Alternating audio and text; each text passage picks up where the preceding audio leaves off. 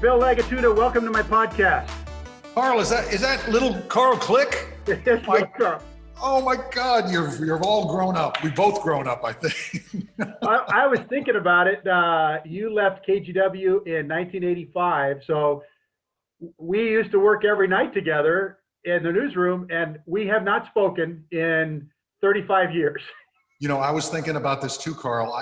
My memory, I remember myself being much older than I really was back then. But when I came to KGW, I was 27 years old. And you've got 7 or 8 years younger than me, right? So let's see, I started in 1983 and I was 22. Okay. So just a couple years. But yeah, now we're all the same. I know. Now we're part of the good old days. Yes, we're part of the whatever happened to page.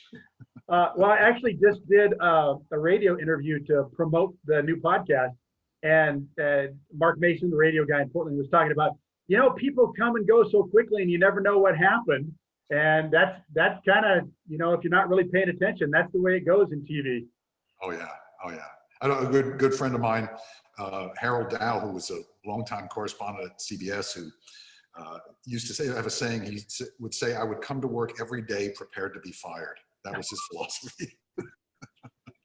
I don't think it was that bad, but I think some people had that perspective every day they were at work. Hey, let's start where you are now. You're in Los Angeles, where you worked for years and years and years. No, you're out of Los Angeles. So my story is this. So after I left television news, I was based in Los Angeles for a long time, as you know. And after I left, my wife and I, we really wanted to get out of LA.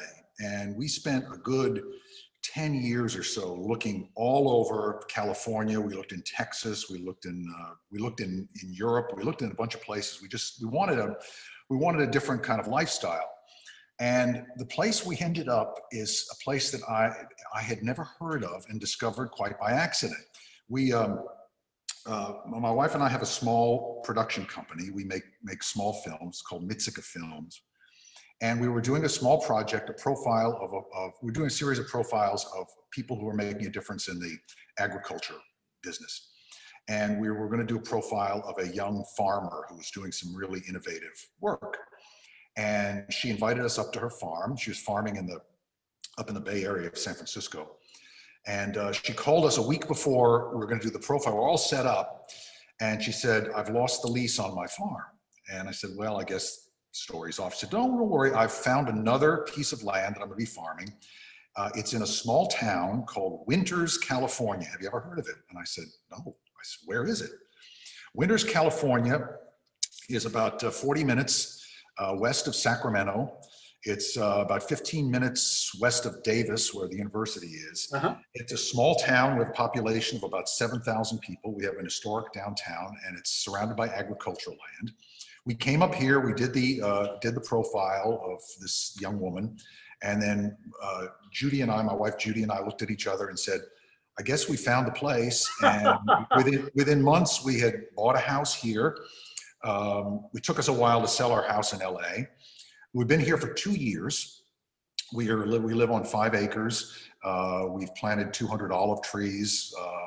We're developing the property. We're surrounded by farmers, and it's just a completely different experience than living in the big city. We're out in the country and just loving every minute of it.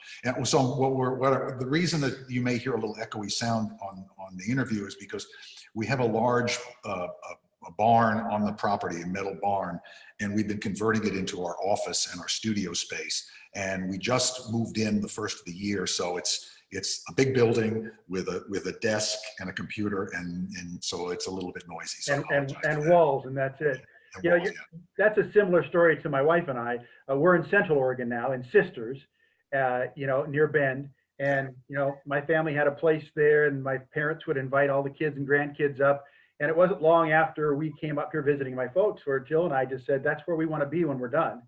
And 4 years ago, we just bailed on everything we were doing on the west side in the Portland, Vancouver area, sold the house, moved over here, finding stuff to stay busy. And everybody in Oregon knows how beautiful Central Oregon is, and we're kind of in the hills and in the trees. And it's very soothing to be in a place that you're comfortable in. Yes. Oh, yes, definitely. There was LA. LA in the last few years has become, we like to say that we got out just as the gates were closing. And it was just, Didn't let them hit you on the behind on the way out. No, we were driving as quickly as we could. And, but we're up here and it's nice because you know, I look at mountains out the window and we've got, you know, open space and you take it in by osmosis. It becomes part of your existence. And when I think about the house that we lived in Los Angeles, I had a neighbor that was like this close on one side, this close on another. And now, you know, I can see my neighbor's house and I could wave to him if he's on the front porch, but it's really a nice experience to be able to sort of breathe and relax and be creative. And I imagine that you never thought you'd be as busy as you are now. And I feel the same way. There's not a day goes by that it's not completely full. Yeah, completely that's full. good. And I know we'll talk about your art and your farming and stuff, but I guess we got to get to KGW in Portland. You were only there for a couple of years, but it was legendary. I'm glad someone thinks so. So you got into, I know you were like San Diego, Phoenix, Denver, San Francisco, and then you came to Portland as our main anchor at KGW. What got you to Portland? I don't think I've ever told this story. Awesome. At least not publicly. I worked in, as you said, I worked in Phoenix, San Diego, San Francisco, Denver. And the job in Denver didn't work out. A group of producers from California hired me to go in and we kind of shook up the place and it was a miserable ratings failure. And after a year, we all lost our jobs. So I was out of work in Denver and looking around for a place I really wanted to sort of rebuild my career. And I don't think it was out of work that long. But so my agent called, I had an agent at the time, and he said, they're looking for an anchor man in Portland. And would you like to go up and audition? Now, at the time, Kathy Smith was anchoring the news with a man named Ralph Wenge. Yeah, Ralph, who went to CNN. And I was told, you know, come up, we want to do an audition with you. The news director was a guy named Paul Sands. You remember Paul? And he said, we want to do an audition with you, but we don't want Ralph to know that we're auditioning his replacement. So we're gonna do it in a quiet way. So I thought, okay, great. I'll go to Portland. I'd never been. I was excited about it because it seemed like all the research I did seemed like it was a great town. So I flew to Portland and I thought we would do the audition in some TV studio or radio station or something, but instead they said, come to the Benson Hotel. Okay, it's the Benson Hotel, right? The old hotel downtown. Oh, yeah. He said, come to the Benson Hotel and we'll meet you in the lobby. I thought, okay, we're going to go somewhere. Well, where are we going? We're going upstairs. We've rented a room. And I walked in and there was just a regular hotel room with a bunch of lights in it and a camera. And I thought, what is going on here? I don't know what this is. And then knock on the door, and then Kathy enters. And the thing I remember about her is that she was wearing this big fur coat. I'd never really seen anybody wear a big fur coat like that. She would wear that often, I think. And we both looked at each other like, what is this? This is the audition. And we sat on the edge of the bed and we read a newscast to a camera. The cameraman was Regan Ramsey. Later became the boss there, and we recorded a newscast. And I guess we had enough chemistry together, or they liked it, and I got the job. And a couple months later, I moved up, and the rest, as you said, was legendary. Well, I mean, that kind of adds to the story that, I mean, you first met Kathy Smith in a hotel room. That is correct. Different connotations. That is correct. I remember Kathy saying, when we were back in the sports department, we were talking about the new guy. Kathy said, he is the best cold news reader I've ever been around. And now to let people know, cold is somebody hands you a script, you've never seen it, and you read it directly on air. And she said that you were flawless at that. Well, that I will tell you this, that is a talent that I have. It serves me no good anymore. Yeah. But I was able to do that. I will tell you, it's so funny. I've been thinking about that audition, and I remember I only made one mistake. I made one mistake. I mispronounced the mayor's name. The mayor's name was Frank Ivancy. Remember that guy? Yeah, right before Bud Clark was Frank Ivancy. Yeah, Frank Ivancy was kind of a, as I recall, was kind of a strange guy. He used to mix up his malaprops. He would say something like, you buttered your bread, now go lie in it. He was very famous for these gaffes and things. I use that phrase a lot, by the way, now.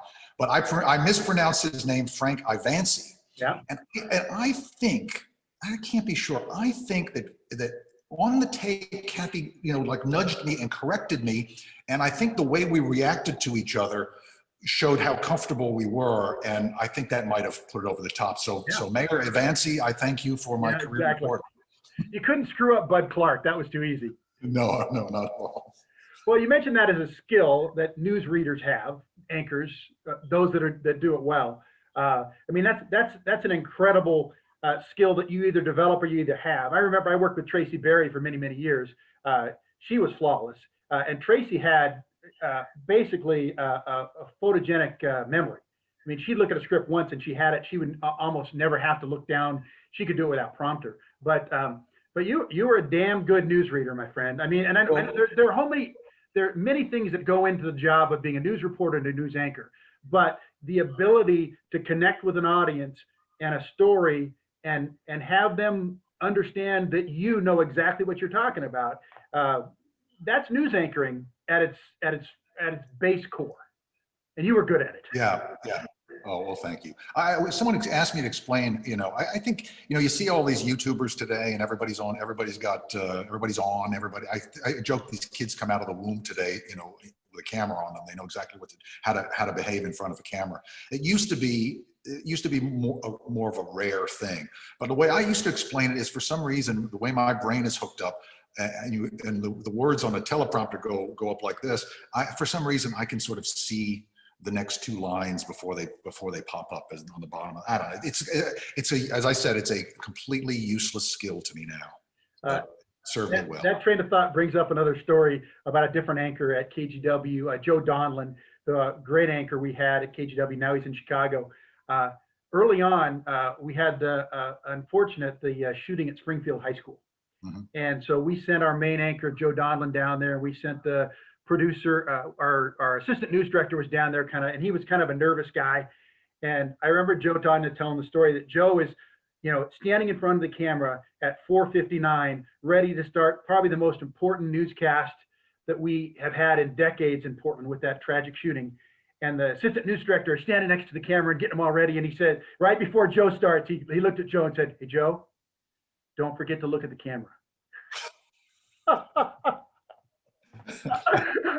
When you say something like that, and that can completely throw your concentration. That's very funny. Well, all I'd be thinking about is I got a great story to tell when we get back after I do my job here. But yeah, and when I talk about legendary with you and Kathy, is your relationship was unique.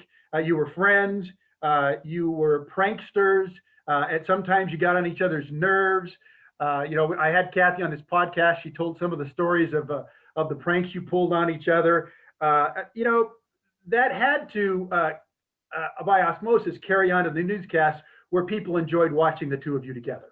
Well, I will say this: it was one of the most fun experiences I've had in my television career.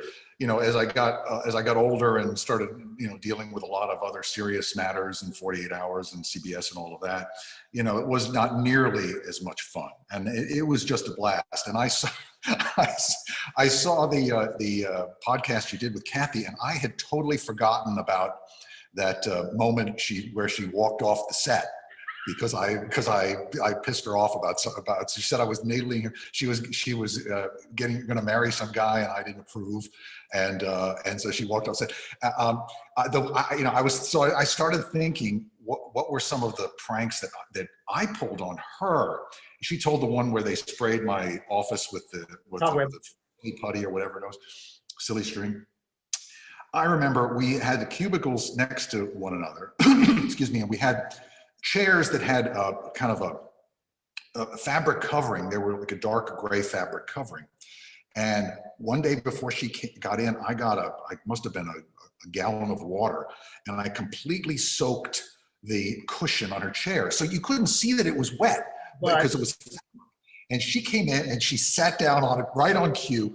And she was so mad. And the reason why was because I still remember it was a velvet. The dress was made of velvet. Now I'm yelling, I'll pay for the dry cleaning. She said, no, you've ruined it. And as it turns out, I did ruin it.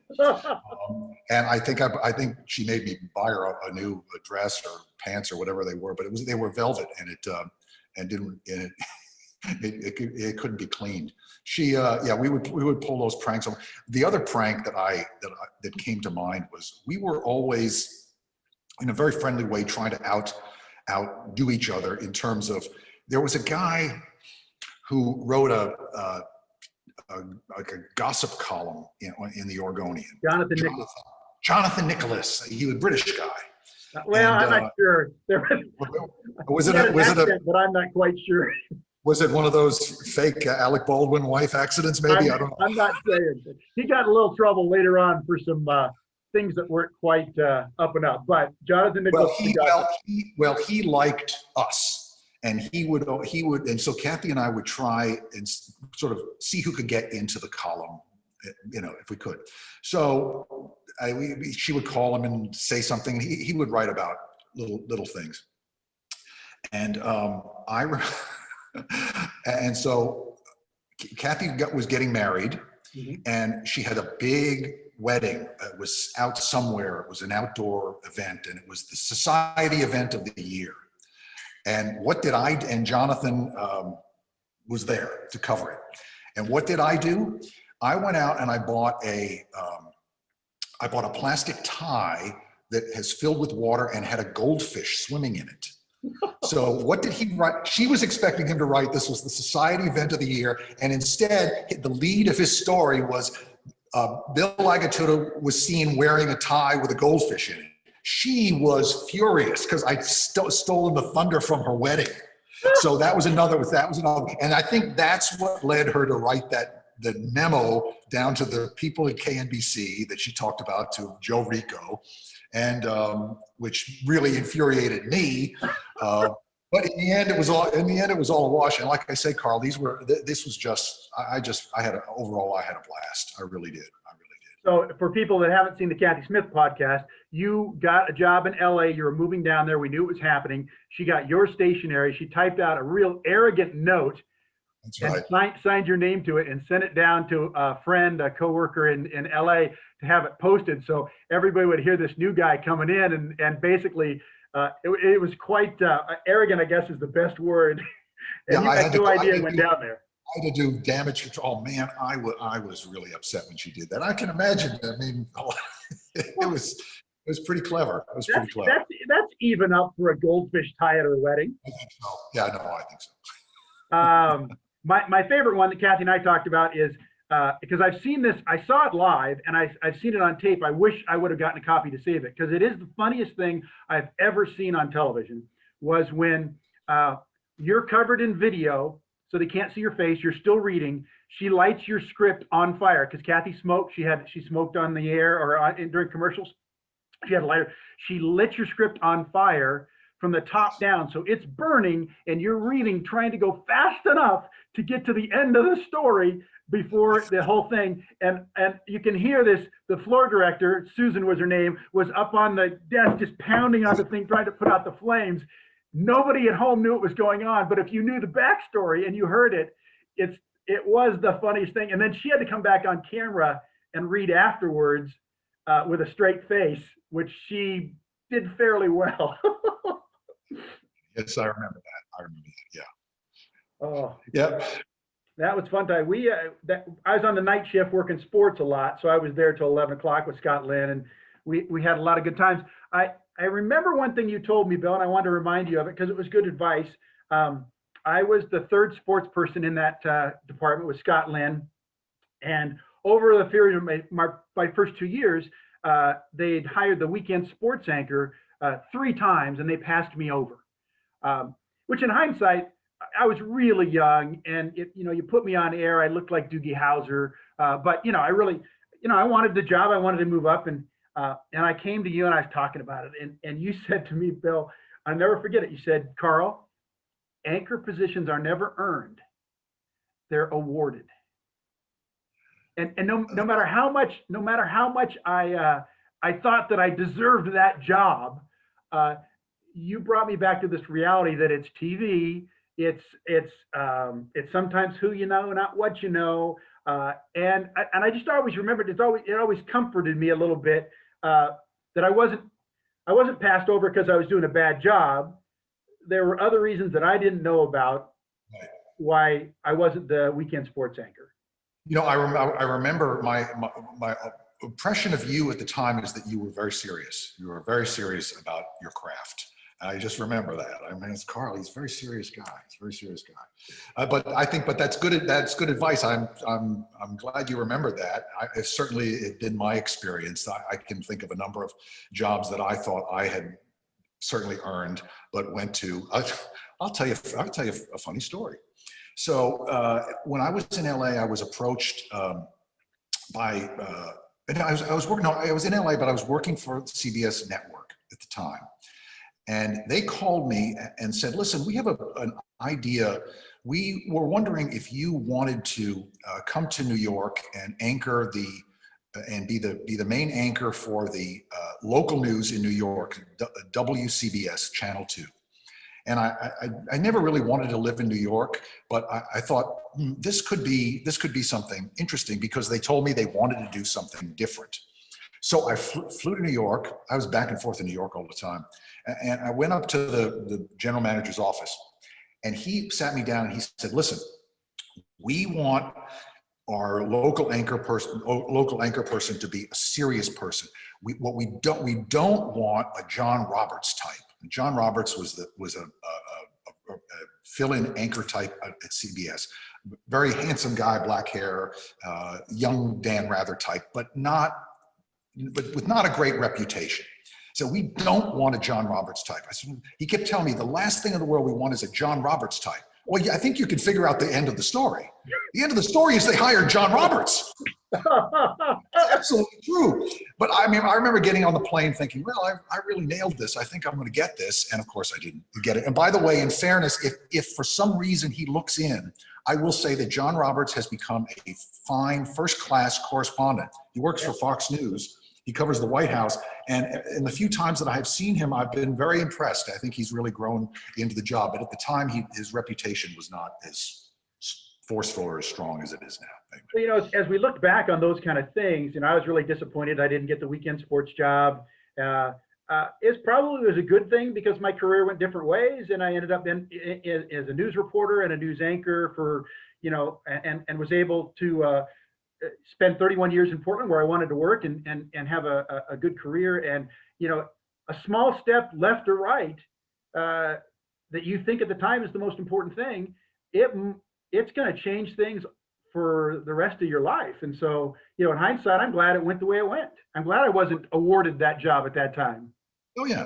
I was thinking of a couple of things. When I left, I worked at CBS as a correspondent based in Los Angeles. I started in 1992. And I did a number of things that I'm very proud of. When I joined the network, I was a correspondent for the evening news with Dan Rather, and my great good fortune, though not good fortune for my city, was that week I joined was the week of the LA riots. So I was the go-to guy, and that sort of made my reputation at the network, my climb up very quick. And in short order, I was doing a lot of things. I covered the presidential campaign in 1992. I remember Dan Rather called me and he said, we'd like you to be one of the correspondents on the presidential campaign. I said, well, which candidate, Bill Clinton or George Bush Sr.? He said, no, Ross Perot. We want you to cover Ross Perot. So that was a third place. Who came in third place and changed the course of history doing it. So, but it was fun too. Then I went on to work on 48 Hours, and I like to tell people that I spend most of my time with, in the end of the day, I'd spend most of my time with cops, lawyers, prosecutors, families of murder victims, and serial killers. So I interviewed a lot of sociopaths and did a lot of that. But when I left TV news in 2007. My contract was not renewed and I'd been planning on leaving. I wanted to stay another year, but it just didn't work out. So I thought I might try some different things in television. I didn't know. So I had two strange experiences. You know how when sometimes you turn on, you watch a TV show or you watch a movie and you see the guy playing the newscaster is actually a real newscaster. He's Right. he's Yeah, oh, absolutely. I know that guy. And I Ken swore Schotnick has made a career out of that. Ken Schotnick, my good friend, has made a career out of it. And I always swore I would never be that guy, but I got a couple of phone calls. And so I went in and I played a news anchor in two of the cheesiest movies. They were both disaster movies. One of them was called Megastorm, and it was about this giant storm that came because aliens had landed or something. It was bizarre. And another one was about this bomb that went off and everyone went from the future to the past.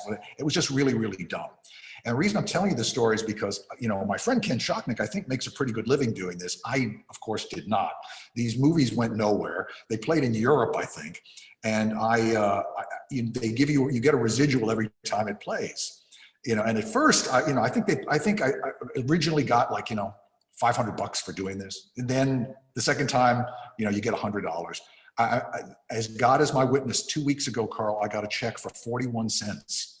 41 cents from Megastorm, and I thought it cost them more to print the check than to pay me the 41.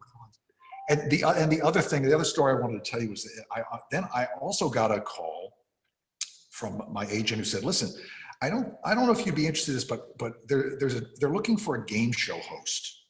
And I said, "Well, I'm not a game show." He said, "No, you don't understand. This is going to be on PBS, and it's going to be a really serious game show. It's for intelligent viewers." And I said, "Okay, fine." So I went down to this studio and did this audition. And the guy, I don't remember the name of the game, but he started explaining it to me, and I started realizing this is so complicated. I don't understand how this game is played. But I went and did the tape anyway. I didn't get the job, thankfully, because it was a miserable experience. But the guy who got the job was a Hollywood actor you may have heard of. His name's Corbin Burnson. He made his name on LA Law. Mm-hmm. Corbin Burnson got the job, and I thought, well, that's great. A few weeks later, when the show aired, I tuned in and I watched him host this game show, and I realized he got about halfway through, and I'm looking at his face, and I realized he doesn't know how this game works either. And the long story short is the show was canceled after 2 or 3 weeks, and I thought, okay, great, I'm glad I didn't do that. My good friend Nancy Francis, when we were anchoring in the morning, she was cast in Benji the Hunted. And they shot that in Oregon, and I know Nancy still gets residual checks every time somebody rents that DVD off of video on demand. So you left KGW, went to LA, worked at NBC, and then you moved to CBS News. And you know, I know you just covered so many important stories, which is, you know, a gift to a journalist, or, you know, a great legacy for journalism. And then you did the 48 Hours for a while.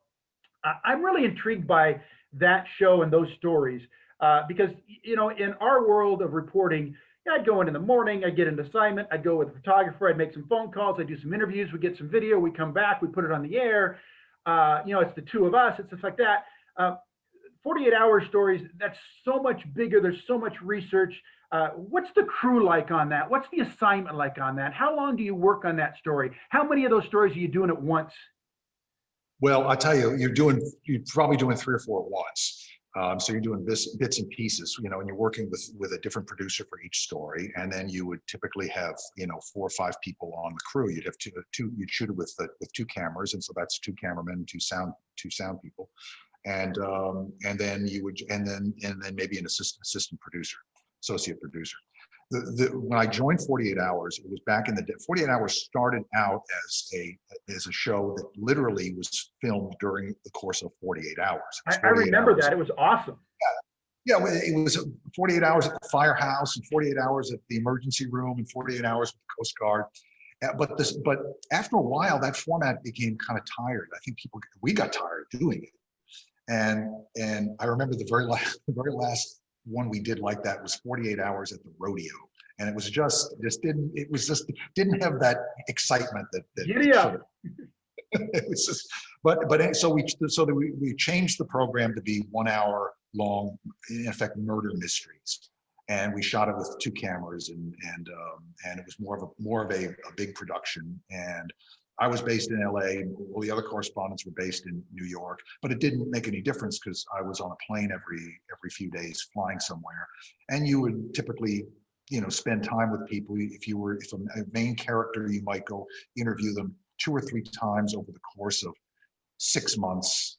Normally, a lot of these things would take. I've worked on a couple that lasted a year. Yeah. In production. But normally, 2 or 3 months at a time, and then you go back to New York, and it would be edited, and then that's how it would be done.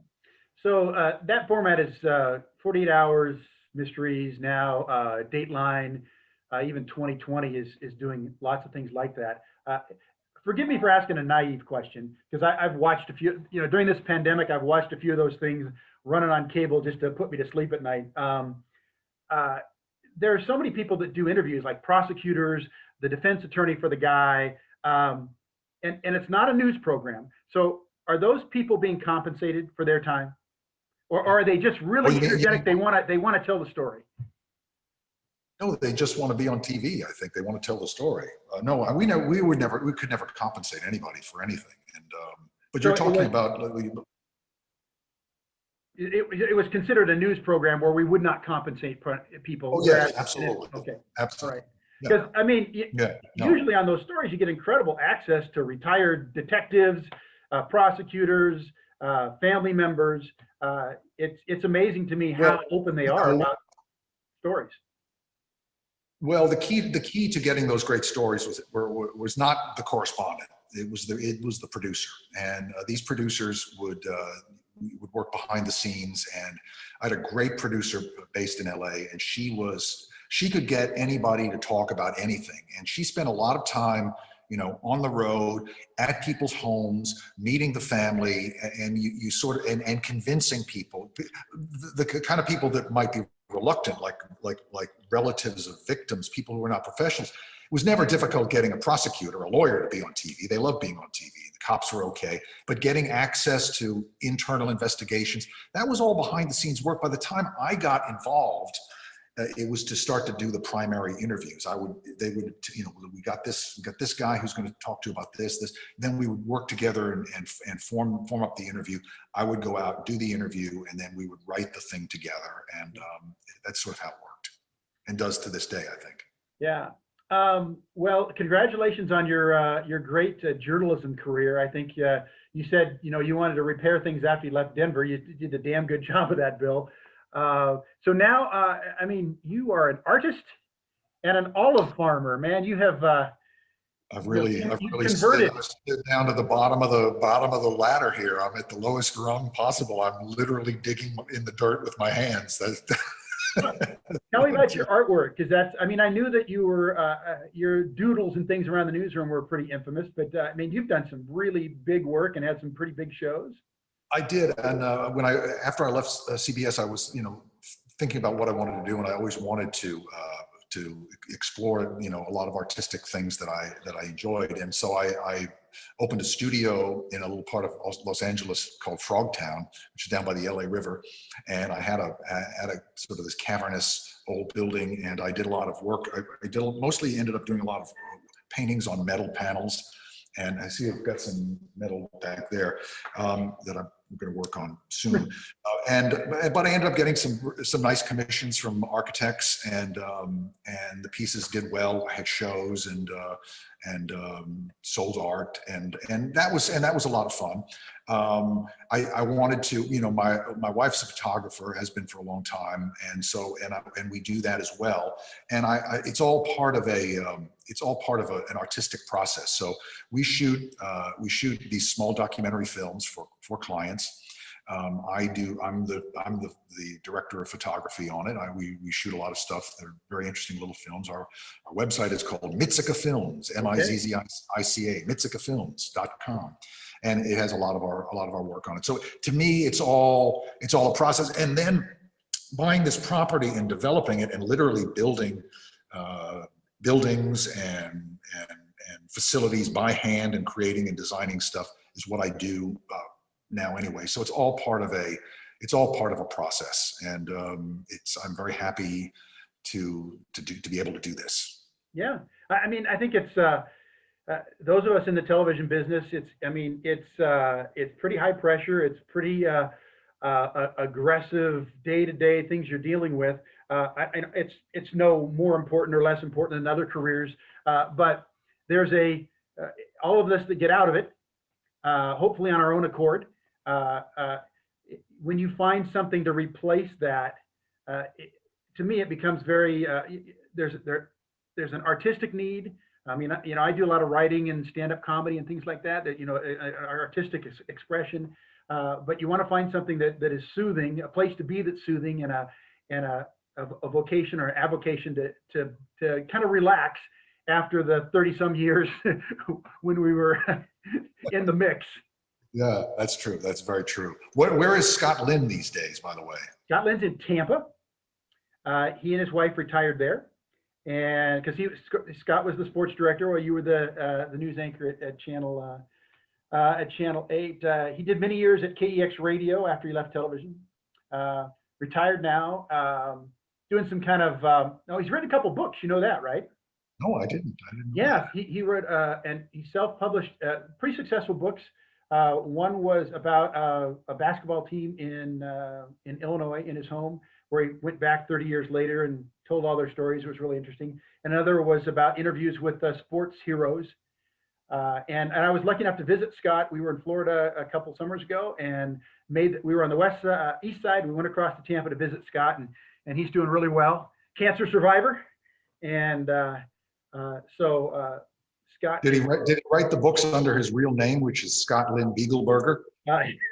Betzelberger. Betzelberger. Oh, I thought I had it. I'm going to tell him you said that, but I anticipate Scott's going to be a guest on my podcast really, really soon. So. Oh, good. I have one quick story. Again, it's another Kathy Smith story. Scott and I were at a party at Kathy's house. She had this big house up in the Portland Hills, and we were both sort of wandering around, and we wandered into her bathroom, and she had this giant clawfoot bathtub.